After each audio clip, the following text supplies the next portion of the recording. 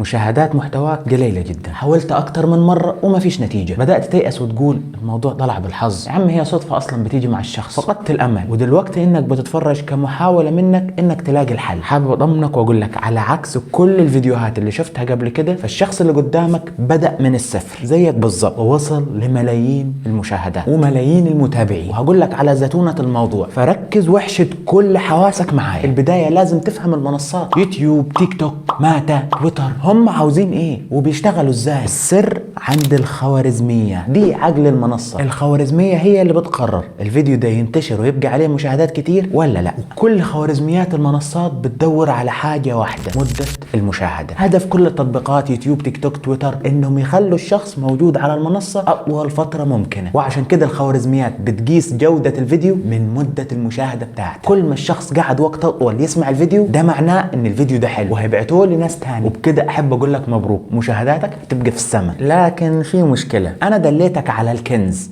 لكن ما اديتلكش المفتاح. اخلي ازاي الناس تقعد تتفرج على الفيديو بتاعي اطول فترة ممكنة؟ الموضوع ده شكله كبير ومحتاج لتفكير، والمفتاح مع اجمد يوتيوبر في العالم مستر بيست. ده اي فيديو بينزله بيجيب ملايين المشاهدات، لا ده كسر حاجز النص مليار مشاهدة. وعشان كده قعدت اسبوع احلل في كل مقابلاته وفيديوهاته، واكتشفت الحيل اللي بيستخدمها في الفيديوهات وهقولهم لك في 5 خطوات. مستر بيست قدر يوصل نسبة المشاهدة ل 70%، والرقم ده كبير جدا. وعشان كده هقول لك على اول سر، وهو ال5 ثواني. اول 5 ثواني في كل فيديو المستر بيست لازم يطابق فيه العنوان مع الصورة. يعني لو هو حاطط صورة قط، عنوان الفيديو والصورة المصغرة هما الاتنين بالظبط في اول 5 ثواني من الفيديو، وده علشان يأكد التوقعات ويقلل نسبة الناس اللي ممكن تسيب الفيديو. وعشان كده اول كل فيديو بيجيب نفس المشهد بتاع الصورة والعنوان. وعلشان تنجح لازم تأكد للمشاهد اللي ضغط على الفيديو ان ايوه الفيديو ده زي ما انا كاتب على الصورة والعنوان، مش هضحك عليك، علشان ينقر وتكسب المشاهدة بتاعته. وكمان الخوارزمية تفهم نوع الناس اللي هيدخلوا الفيديو. وثالث حاجة، علشان اللي يدخل الفيديو يكمل لو هو مهتم فعلا بالموضوع، فما تكتبش عناوين رنان وصور خادع والموضوع اللي جوه مش مطابق. العنوان والصورة المصغرة علم تاني علشان تجذب الانتباه. ومش لازم تبقى زي مستر بيست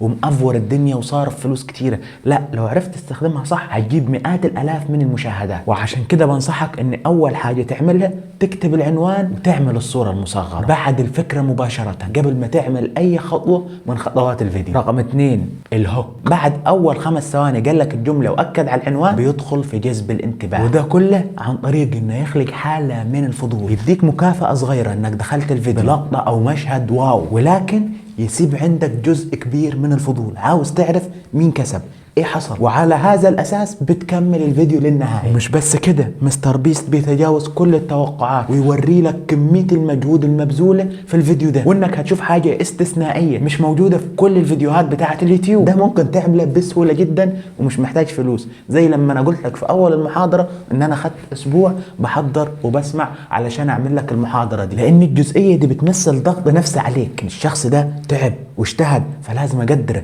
لازم اسمع الفيديو للنهايه. احنا بنفضح اسرار المجال يا جدعان. وعشان كده اتعب قدر المستطاع على المحتوى بتاعك، لان الناس هتقدر تعبك، مش شقلب وارمي. دي نصيحه ليا لان انا ساعات بكسل بصراحه. ثالث مرحله جسم الفيديو. اكبر مده في الفيديو واللي اغلب الناس بتفقد جمهورها في الجزئيه دي. لازم الشخص يكون مستفيد ومستمتع ومركز معاك في كل الفيديو. مستر بيست بقى بيستخدم 3 طرق في الحته دي. الطريقه الاولى التنوع البصري، بيجيب لك مشاهد من مونتاج وحركات للكاميرا وحاجات كتير بتظهر كل 3 ثواني، وده بيديك تنوع بصري جامد، والموضوع بيبقى مشوق، مفيش ملل ابدا، زي التنقل بين القصه والتحدي اللي حاصل وتعليقهم من ورا الكاميرا. 2 الطاقه العاليه. مستر بيست بيبدا بقوه وتسارع كبير جدا في بدايه الاحداث، وبيبتدي ينخفض واحده واحده واحده واحده لما يقرب يوصل للنهايه، وده علشان يديك تمهيد لان النهايه قربت خلاص. ثالث حاجه التنوع في المونتاج، مؤثرات، انتقالات وحاجات كتير بتحصل كل 3 ثواني، وده اسمه نوع المونتاج جاذب الانتباه. النوع ده هو مستر بيست اللي بيعمله في كل الفيديوهات بتاعته علشان يخليك منتبه ومركز. رابع واخر مرحله وفي نهايه كل فيديو لمستر بيست لازم يكون في تاثير ومخاطبه للمشاعر، مكافاه كبيره لشخص فاز في التحدي، وده بيضمن لك ان انت عاوز تشوف شخص مبسوط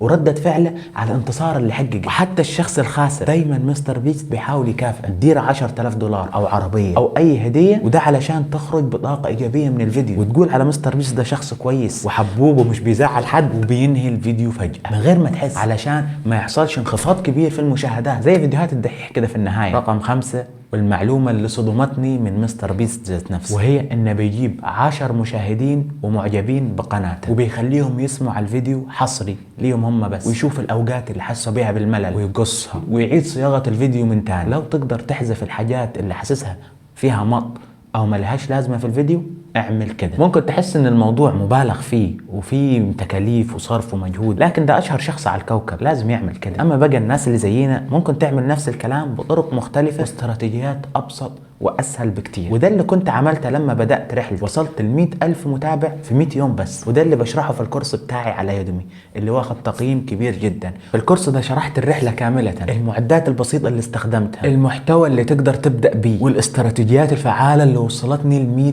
ل100,000 متابع في 100 يوم. هاخدك من ايدك في الرحلة دي لغاية ما توصل للهدف بتاعك. صناعة المحتوى غيرت حياتي تماما، ودلوقتي الدور جه عليك. لو حابب تشترك في الكورس تلاقي الروابط بتاعته تحت، ولو حابب تحجز استشارة في صناعة المحتوى كلمنا على واتساب. سلام عليكم.